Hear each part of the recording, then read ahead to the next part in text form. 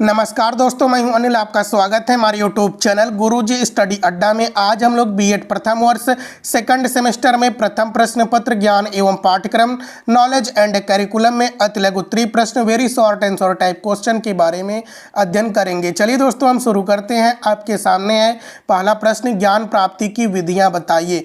उत्तर है ज्ञान प्राप्ति की निम्नलिखित विधियाँ हैं। पहला है विश्लेषणात्मक दर्शन। किसी भी समस्या को छोटे छोटे पार्ट में विश्लेषित करके जब हम उसका अध्ययन करते हैं तो उसे ज्ञान की विश्लेषणात्मक दर्शन विधि कहते हैं। ज्ञान की वैयक्तिक अनुभव विधि। किसी भी समस्या का जब हम समाधान करते हैं तो जो उसे हमें अनुभव प्राप्त होता है तो उसे हम ज्ञान की अनुभव विधि कहते हैं। अगला पॉइंट है ज्ञान की अधिकारिता विधि। चौथा पॉइंट है ज्ञान की निगमन तर्क विधि। दोस्तों, ज्ञान की निगमन तर्क विधि में शिक्षण के निगमन विधि उस विधि को कहते हैं जिसमें सामान्य से विशिष्ट अथवा सामान्य नियम से विशिष्ट उदाहरण की ओर बढ़ा जाता है। इस प्रकार निगमन विधि आगमन विधि के बिल्कुल विपरीत है। इस विधि का प्रयोग करते समय शिक्षक बालकों के सामने पहले किसी सामान्य नियम को प्रस्तुत करता है, तत्पश्चात उस नियम की सत्यता प्रमाणित करने के लिए विभिन्न उदाहरणों का प्रयोग किया जाता है। दोस्तों, निगमन तर्क विधि में क्या होता है कि पहले नियम प्रस्तुत किए जाते हैं, फिर इस नियम को सिद्ध करने के लिए विभिन्न उदाहरणों का प्रयोग करते हैं। अब दोस्तों, अगला पॉइंट है आपके सामने ज्ञान की आगमन तर्क विधि। दोस्तों, ज्ञान की आगमन तर्क विधि उसे कहते हैं इसमें पहले ज्ञात से अज्ञात की ओर बढ़ा जाता है, विशिष्ट से सामान्य की ओर बढ़ा जाता है, मूर्त से अमूर्त की ओर बढ़ा जाता है।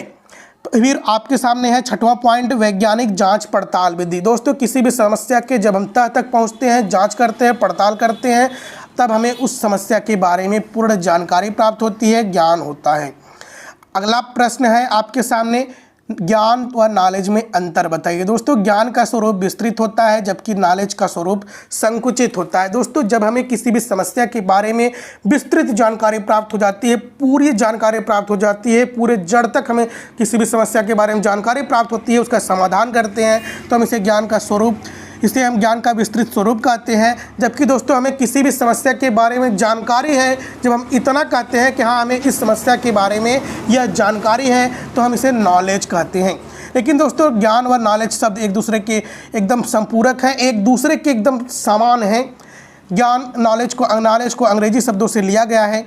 अगला प्रश्न है आपके सामने, ज्ञान व सूचना में समानता बताइए। समानता पूछ रहा है दोस्तों, ज्ञान और सूचना के संप्रत्यय समान है। जब हमें किसी भी समस्या के बारे में जानकारी प्राप्त होती है तो हम कहते हैं हमें ज्ञान हो चुका है। जब हमें किसी भी समस्या के बारे में सूचना प्राप्त होती है तो हम कहते हैं हमें उस उक्त समस्या के बारे में सूचना प्राप्त हुई है। तो दोनों एक दूसरे के समान हैं। ज्ञान और सूचना का निष्कर्षण मूल आंकड़ों से होता है। दोस्तों, किसी भी समस्या के बारे में हम जानकारी प्राप्त करते हैं, उसके तह तक जाते हैं तो हम उसे के मूल आंकड़ों तक जाने का प्रयास करते हैं। सूचना का भी वही उद्देश्य होता है, किसी भी समस्या के जड़ तक पहुंचना, किसी भी समस्या के मूल आंकड़ों तक पहुंचना। अगला पॉइंट है ज्ञान व सूचना दोनों की पहचान अवलोकन से होती है। दोस्तों, जब हम किसी भी समस्या का अवलोकन करते हैं तो हम कहते हैं कि हमें इस समस्या के बारे में ज्ञान है। जब हम सूचनाओं के माध्यम से किसी भी समस्या का अवलोकन करते हैं तब पर भी हम अवलोकन का ही प्रयोग करते हैं। अगला प्रश्न है आपके सामने, अनुक्रिया क्या है। अनुक्रिया के अंतर्गत अभिप्रेरणा तथा अवधान में अधिक सक्रियता एवं नियमितता की अपेक्षा की जाती है। व्यवहारिक दृष्टि से अभिरुचि भी अनुक्रिया को कहा जाता है। दोस्तों, जब कोई एक बच्चा है, देखिए एक बच्चा है या जब हम इस बच्चे के सामने कोई टॉफ़ी लेते हैं, टॉफ़ी यहाँ एक टॉफ़ी रख देते हैं तो यह बच्चे के मुंह से जीभ से पानी गिरने लगता है या उसे टॉफ़ी को लेने के लिए अभिप्रेरणा प्रेरित होता है, लेने के लिए वह आकर्षित होता है, अप्रेरित होता है। और इसके बीच में यदि कोई अवधान रुकावट आ जाती है तो वह इसे दूर करने का प्रयास करता है। और दोस्तों, जो यह टॉफ़ी है इसे लेने के लिए वह अपनी रुचि दिखाता है। दोस्तों, अनुक्रिया से मतलब होता है किसी भी कार्य के प्रति किया गया क्रिया, किसी भी कार्य को जब हम आकर्षित होकर करते हैं तो उसके प्रति हम अनुक्रिया करते हैं, इसे हम अनुक्रिया कहते हैं। अगला प्रश्न है आपके सामने, अनुमूल्यन के स्तर बताइए। दोस्तों, अनुमूल्यन के निम्नलिखित स्तर हैं, मूल्य की स्वीकृति, मूल्यों को वरीयता क्रम होना, प्रतिबद्धता। अगला प्रश्न है आपके सामने, क्रियात्मक अथवा मनःचलित क्षेत्र के प्रकार बताइए। क्रियात्मक अथवा मनःचलित क्षेत्र है अनुकरण, कार्य करना, नियंत्रण, संधियोग, नैसर्गीकरण, आदत निर्माण या कौशल। अगला प्रश्न है आपके सामने, पाठ निर्माण में ब्लूम के वर्गीकरण का महत्व बताइए। दोस्तों ब्लूम ने जो अपना वर्गीकरण दिया है, इस वर्गीकरण की सहायता से मूल्यांकन विधियों की वैधता की जांच भी सरलता से की जा सकती है। इस वर्गीकरण से पाठ्य पुस्तकें अथवा अन्य पाठ्य सामग्री के निर्माण, विश्लेषण, मूल्यांकन, संशोधन आदि की अधिक सुविधा रहती है। दोस्तों ब्लूम के वर्गीकरण का हम विश्लेषण करेंगे जब दीर्घ उत्तरीय प्रश्न आपको पढ़ाएंगे तब। अगला प्रश्न है, शिक्षा का शाब्दिक अर्थ बताइए। दोस्तों शिक्षा शब्द की उत्पत्ति संस्कृत के दो शब्दों से मानी जाती है। एक है शिक्ष धातु जिसका अर्थ है सीखना या सिखाना, दूसरा है साक्ष्य जिसका है अनुशासन में रहना या नियंत्रण में रहना। दोस्तों मुख्य रूप से शिक्षा का शाब्दिक अर्थ होता है, शिक्षा शब्द जो है यह शिक्ष धातु से बना है। शिक्ष धातु यह संस्कृत का शब्द है जिसका अर्थ होता है सीखना या सिखाना, जिसे हम लोग अधिगम कहते हैं। अधिगम का मतलब भी होता है सीखना या सिखाना। और दोस्तों जो साक्ष्य होता है, साक्ष्य का मतलब होता है अनुशासन में रहना। किसके अनुशासन में रहना? शिक्षक के अनुशासन में रहना या नियंत्रण में रहकर शिक्षा ग्रहण करना। अगला पॉइंट है आपके सामने, किन्हीं दो भारतीय विद्वान के अनुसार शिक्षा की परिभाषा दीजिए। दोस्तों शिक्षा की परिभाषा किन्हीं दो भारतीय विद्वानों के अनुसार देना है। तो सबसे पहले हम ले लेते हैं महात्मा गांधी के अनुसार। शिक्षा से मेरा अभिप्राय बालक और मनुष्य के शरीर, मन, आत्मा के सर्वांगीण विकास एवं सर्वोत्कृष्ट विकास से है। दोस्तों महात्मा गांधी जी कहते हैं कि शिक्षा से मेरा अभिप्राय है कि मनुष्य के शरीर, मन, आत्मा, उसका संपूर्ण विकास सर्वोत्कृष्ट विकास से है। अगला प्रश्न है अगला पॉइंट है आपके सामने, इसी में दूसरा है, रविंद्रनाथ टैगोर के अनुसार सर्वोच्च शिक्षा वह है जो हमें केवल सूचनाएं नहीं देती वरन हमारे जीवन को संपूर्ण सृष्टि से तादात्म्य स्थापित करती हैं, यानी कि सर्वांगीण विकास करती हैं। अगला पॉइंट है आपके सामने, शिक्षा का संकुचित अर्थ बताइए, छोटा अर्थ बताइए। J.S. मैकेंजी के अनुसार संकुचित अर्थ में शिक्षा का अभिप्राय हमारी शक्तियों का विकास, उन्नति के लिए चेतनापूर्वक किए गए प्रयासों से लिया जा सकता है। दोस्तों J.S. मैकेंजी महोदय कहते हैं कि शिक्षा का अर्थ में शिक्षा का हमारा अभिप्राय होना चाहिए कि हमारे शक्तियों का विकास हो, हमारे सोचने समझने की शक्तियों का विकास हो, उसके उन्नति के लिए चेतना का विकास हो एवं चेतना के द्वारा किए गए प्रयासों से लिया जा सकता है। अगला पॉइंट है आपके सामने, शिक्षा एक द्विमुखी प्रक्रिया है, इसका अर्थ स्पष्ट कीजिए। दोस्तों शिक्षा एक द्विमुखी प्रक्रिया है, इसका अर्थ स्पष्ट कीजिए। जॉन एडम्स के अनुसार, जॉन एडम्स महोदय कहते हैं कि शिक्षा एक द्विमुखी प्रक्रिया है जिसमें एक व्यक्ति दूसरे व्यक्ति को प्रभावित करता है जिससे उसके व्यवहारों में परिवर्तन होता है। दोस्तों जॉन एडम्स के अनुसार शिक्षा द्विमुखी प्रक्रिया है। शैक्षिक प्रक्रिया में शिक्षार्थी होता है और शिक्षक होता है, इन्हीं दोनों के बीच अंतःक्रिया होती है, ऐसा जॉन एडम्स महोदय कहते हैं। शिक्षा एक द्विमुखी प्रक्रिया है, किसके अनुसार है? जॉन एडम्स महोदय के अनुसार है। ध्यान रखिए कई बार परीक्षा में पूछा जाता है शिक्षा एक द्विमुखी प्रक्रिया है, किसने कहा है? तो जॉन एडम्स महोदय ने कहा है।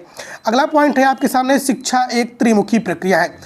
दोस्तों जॉन डीवी के अनुसार देखिए शिक्षा एक त्रिमुखी प्रक्रिया है। शिक्षा एक त्रिमुखी प्रक्रिया है जिसमें शिक्षक, बालक और पाठ्यक्रम महत्वपूर्ण होते हैं। उन्होंने शिक्षा के 3 आधारभूत स्तंभ बताए हैं, पहला बालक, दूसरा शिक्षक, तीसरा पाठ्यक्रम। देखिए दोस्तों त्रिमुखी का मतलब क्या होता है, हम एक त्रिभुज बना देते हैं, त्रिभुज के एक कोने पर हम शिक्षक को रख देते हैं, शिक्षक हो गए, दूसरे कोने पर हम विद्यार्थी महोदय को रख देते हैं, विद्यार्थी हो गए, और तीसरे कोने पर हम पाठ्यक्रम को रख देते हैं, पाठ्यक्रम हो गया। दोस्तों शिक्षक और विद्यार्थी के मध्य अंतःक्रिया होगी, लेकिन किसके माध्यम क्या होगा? पाठ्यक्रम होगा। जब पाठ्यक्रम होगा तभी शिक्षक व शिक्षार्थी तो पढ़ेंगे, नहीं तो शिक्षक बालक को क्या पढ़ाएगा? कुछ तो होना चाहिए उसके बीच में, तो पाठ्यक्रम है ना। तो इसी तीनों के बीच जो संबंध होता है इसे हम त्रिमुखी प्रक्रिया कहते हैं कि शिक्षा एक त्रिमुखी प्रक्रिया है। बालक अकेले तो पढ़ नहीं सकता, इसके लिए शिक्षक जरूरी है। शिक्षक क्या करेगा बिना बालक के? तो बालक होगा तो उसके लिए क्या पढ़ाएगा? पाठ्यक्रम पढ़ाएगा, यानी कि तीनों एक दूसरे के पूरक हैं। शिक्षा एक त्रिमुखी प्रक्रिया है। अगला प्रश्न है आपके सामने, अंतिम प्रश्न है, निरौपचारिक शिक्षा से आप क्या समझते हैं? देखिए दोस्तों इसमें पाठ्यक्रम तो होता है परंतु इसे पूरा करने की अवधि छात्र की गति पर निर्भर करती है। ऐसी शिक्षा में डिग्री प्राप्त करने का कोई बंधन नहीं होता है। इसके साथ साथ स्थान एवं समय का भी बंधन नहीं होता है। ऐसी शिक्षा पर व्यय भी कम होता है। सेवारत कर्मचारी ऐसी शिक्षा ग्रहण कर सकते हैं। इसके अंतर्गत खुले विद्यालय, पत्राचार शिक्षा, औपचारिक शिक्षा केंद्र आदि आते हैं। दोस्तों जो निरौपचारिक शिक्षा होती है यह औपचारिक शिक्षा और अनौपचारिक शिक्षा के बीच का मार्ग होता है, जिसे हम निरौपचारिक शिक्षा कहते हैं। निरौपचारिक शिक्षा के माध्यम से दोस्तों हम जनता को साक्षर करते हैं। जैसे कि निरौपचारिक शिक्षा उसे कहते हैं किसी भी संगोष्ठियों का आयोजन करके हम गांव के व्यक्तियों को प्रशिक्षित करते हैं। दोस्तों, जब किसान कार्यक्रम चलता है, विभिन्न संगोष्ठियों का आयोजन होता है, परिवार नियोजन कार्यक्रम चलता है, तो उसमें गांव के कई व्यक्ति आते हैं और शिक्षा ग्रहण करते हैं। लेकिन दोस्तों, यह इसका समय कोई निर्धारित नहीं होता है। कभी कभी समय निर्धारित होता है, कभी समय नहीं निर्धारित होता है। तो इसे हम निरौपचारिक शिक्षा कहते हैं। निरौपचारिक शिक्षा के माध्यम से हम पत्राचार शिक्षा के माध्यम से भी हम निरौपचारिक शिक्षा ग्रहण कर लेते हैं। खुले विद्यालय में भी हम निरौपचारिक शिक्षा ग्रहण करते हैं। तो दोस्तों, वीडियो अच्छा लगा हो तो लाइक कर दीजिएगा, वीडियो को, चैनल को सब्सक्राइब कर लीजिएगा, बेल आइकन प्रेस कर लीजिएगा। हम आपके सभी क्वेश्चन, अतलग उत्तरी, दीर्घ उत्तरी, सभी क्वेश्चन हम आपको करवाएंगे। बीएड से संबंधित सभी जानकारी आपको इस चैनल पर मिलती रहती है। तो जय हिंद, जय भारत दोस्तों।